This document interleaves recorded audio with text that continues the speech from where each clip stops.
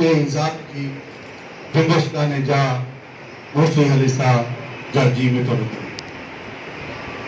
मुझा इंतहाई काबिल एहतराम कनपुरिया मोदी साहब सियासी अबाड़ो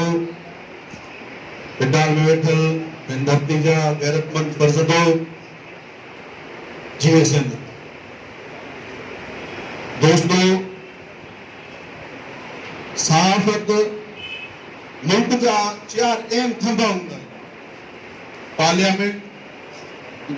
मीडिया अदलिया फौज ये मुल्क जा 4 अहम थंबा हूंदा आहिनि ये 4 थंबा जेकॾहिं मुसलसल बहितर नमूने सां हली सघनि था मुल्क हली सघे मीडिया जो हिकिड़ो तमामु वॾो रोल रहियो आहे ऐं उन्ही रोल में शहीद शाहिद सुमरे जो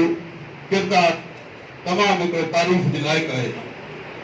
ऐं उन्ही दौर में जंहिं दौर में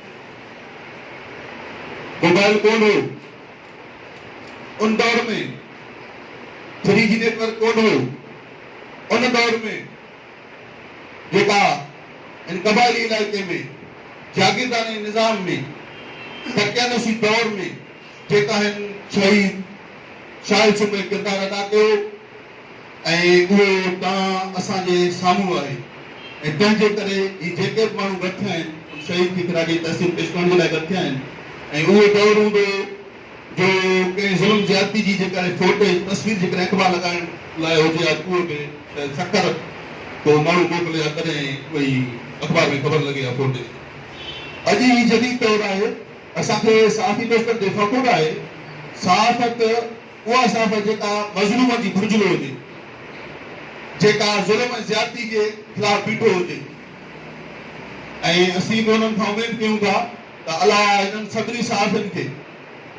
आउं सम्झां थो त रब सभिनी सहाफ़ियुनि खे शाहिद सुमरे जीअं बणाईंदो ऐं आहिनि बि सही ऐं असांखे उन्हनि ते फ़ख़ुरु आहे शहीद क़ौमनि जा जेका आहिनि तारीख़ रहंदा आहिनि उहे क़ौमूं मिटिजी वेंदा आहिनि जेका पंहिंजे वतन ऐं क़ौम जे शहीदनि खे विसारींदे आहे तंहिंजे करे शहीद शाहिद सुमरो असांखां कॾहिं बि नथो विसरी सघे छो त उनजो हिकिड़ो बहितरीन किरदारु हो सहाफ़त जे अंदरि मज़लूमनि जो घुरिजलो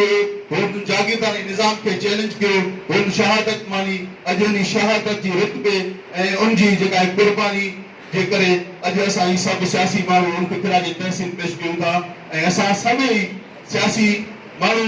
तव्हांखे इहो इतबार थे ॾियारियूं ऐं हक़ ऐं सच लिखंदा रहंदो असां पुरमेद आहियूं असीं उमेद वारी घड़ी में पैदा थिया आहियूं असां कॾहिं बि जेका इनाम दी कॾहिं बि न सोचियो आहे तव्हां सभु हक़ ऐं सच लिखंदो असीं सभु जेका आहे ऐं धरती जा वारिस धरती जा बहादुर पुट हक़ ऐं सच जे मामले मसइले ते तव्हां सभिनी साहिबनि सां गॾु हूंदासीं महिरबानी जय सिंध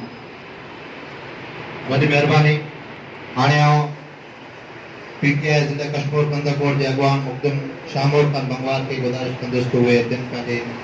मुख़्तसिर ख़्यालनि जो इज़हार कनि